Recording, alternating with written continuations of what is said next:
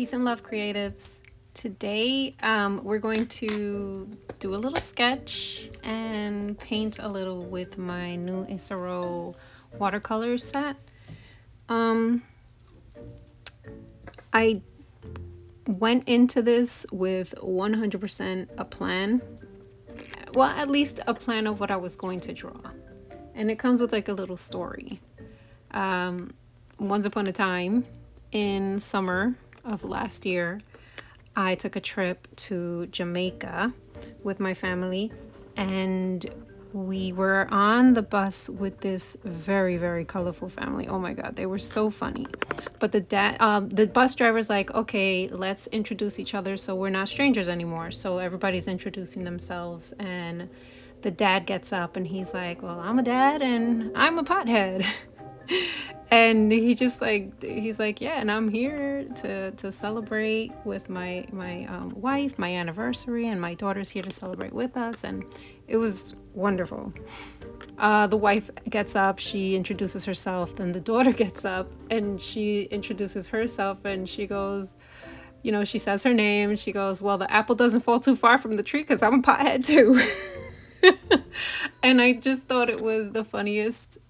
I don't condone smoking or any of that stuff, but I just thought it was very funny and refreshing for a father and a daughter to have that open communication, that they can, whether we approve of it or not, they can communicate with each other and, speak out loud of the things that they do and not be judged or whatnot. But anyway, that's besides the point. So while I was on the ride to Jamaica, I started sketching on my sketchbook, as I do when I have any downtime. I'm gonna sketch something if I have something to sketch on. So I decided to sketch the young lady that was with her mom and her dad. And this is the picture that I sketched of her. Of course, it doesn't look like her because it's like, my style, kind of, I guess. And what I decided to do with this was having apples falling around her to, symbolize the apple doesn't fall too far from the tree. And I sketched it in my travel sketchbook, and I decided that I wanted to put it on a bigger piece of paper and actually like paint it. So that's what I'm doing here. This is the sketch of the girl, and I decided to just sketch it again. I didn't trace it over or anything. The piece that I did was much, much smaller, and I needed it bigger, and this was just easier.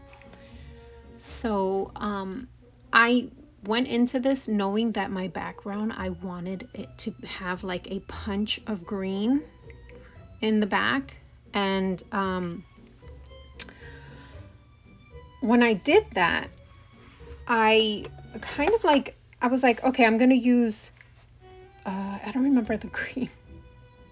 I'm gonna use phthalo green in the Isaro paint set. And I started out using that color.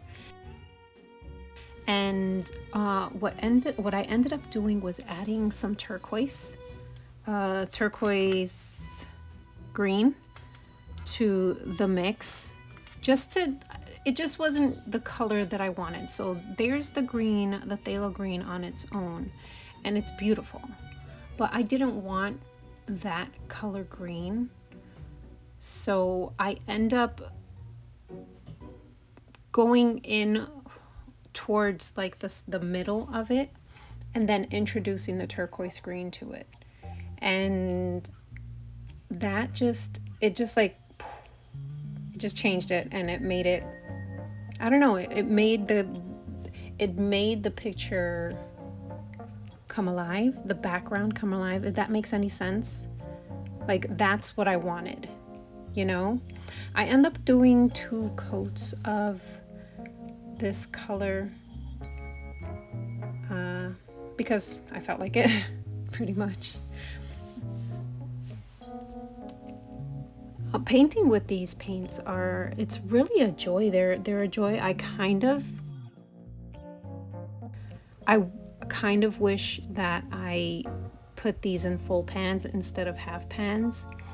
I think I'm getting a little spoiled with the pan size. And I like taking enough paint out so that I don't have to keep dipping into my pan. And my paintbrushes, well, especially the one I'm using now, fitting it into a little half pan is not exactly, it's just, it takes a little bit longer to get it done, but I get it done and I do it. Just for future me, I guess. I think I might want to invest in some full pans and start using full pans, which unfortunately I just purchased another lot of 100 little half pans. So I'm probably not going to do that anytime soon. But it's a good mental note for later on when I do get the opportunity or need to purchase more pans in the future. Anyway, yeah, the green is just like, oh, it's perfect. I love it.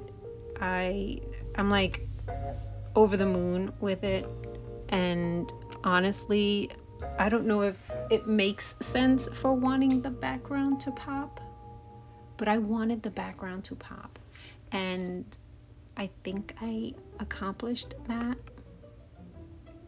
with this piece.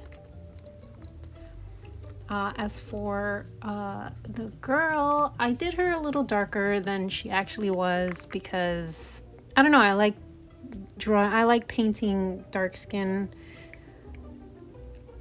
I don't know. It just comes a little bit more natural for me, or I guess, quotations natural, because I'm just learning how to do this, but I enjoy painting darker skin,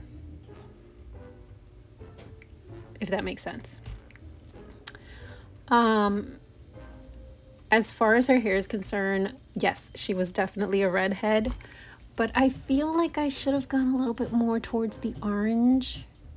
I didn't want it too orange, but I didn't want it too red, and I feel like I went a little towards red too much, but it's okay.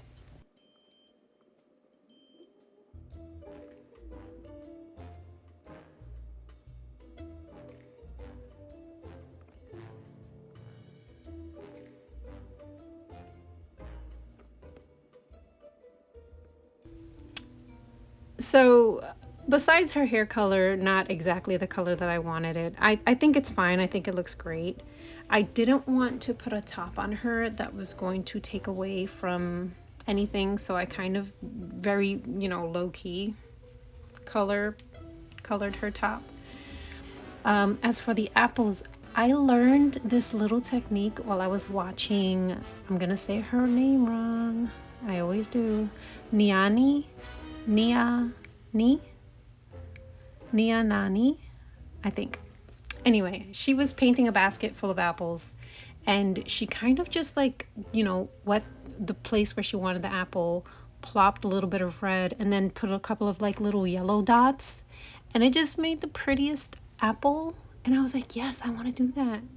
So I kept it. Thankfully, it stuck in the back of my head, and I was able to use it in this piece while I was painting the apples. And can we just appreciate the transition from the yellow to the red in the apples, and the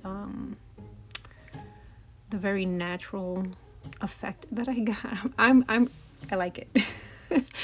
I'm a little proud of how the apples came out, not gonna lie.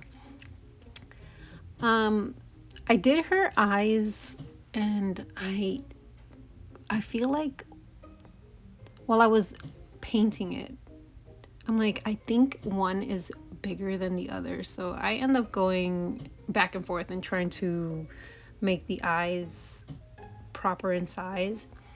But let me tell you, pencils pencils are my savior, especially with this piece. They were my savior. Any like little mistakes or things that I did that I didn't want, I just took a Prismacolor pencil or a Caran d'Ache, and it worked. It worked so good to cover it up or to fix it or to change it. It was great. here I was trying to put a little bit of tone in her face and a little bit of blush. So I went a little darker with her skin tone. I had to bring it all the way down to her neck, chest area so that it all was uniform. I think it came out okay, but it was definitely back and forth for a while, and not trying not to ruin the darker paints that were on there.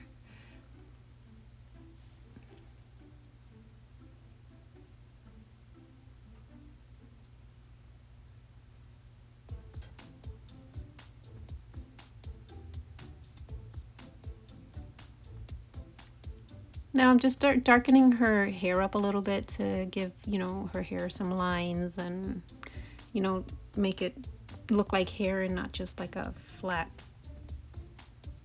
color in the, you know, on her head.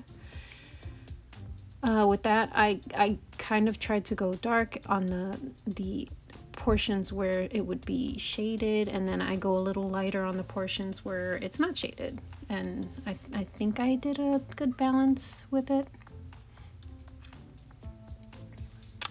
The pencil part. Any flaws, errors, lines that I want to sharpen up, this is where the pencils came in. And I just outlined my apples to make them look a little bit more cleaner or crisp. You know what I mean? And it just worked out perfectly. I love this piece so much. It's a nice little memory of a trip, just you know, a little road trip to the resort, and a family just, you know, enjoying each other. It was cute.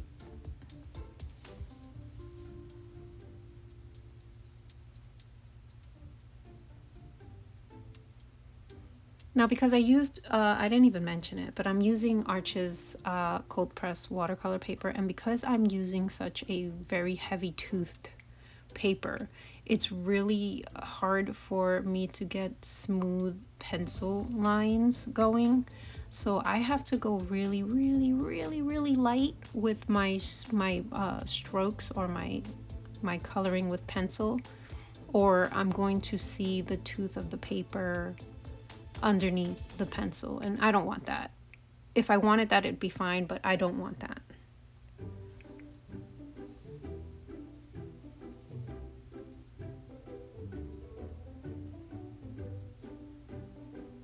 And here's me just going in with that Prismacolor white, trying to clean up some little errors that I made.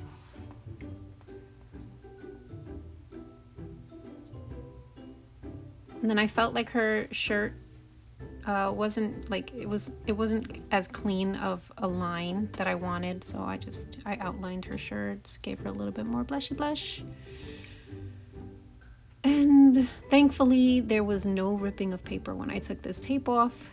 It's always a happy day when that happens. And that's it. I sign it, give it one last look, and of course I left her hair clips white so that I can put you know, some kind of color onto the clips. Totally forgot about it. Went downstairs, was doing my thing, and then ended up coming back upstairs like, oh wait a minute, I forgot something. And then I went and I got my Molotow liquid chrome and used that to put like to make it just look like she has some silver clips in her hair.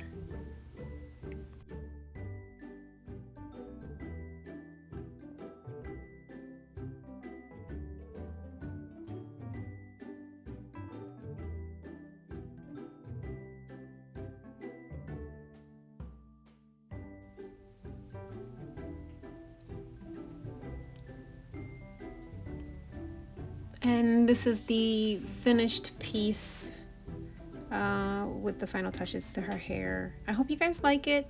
Thanks for watching. Peace and love.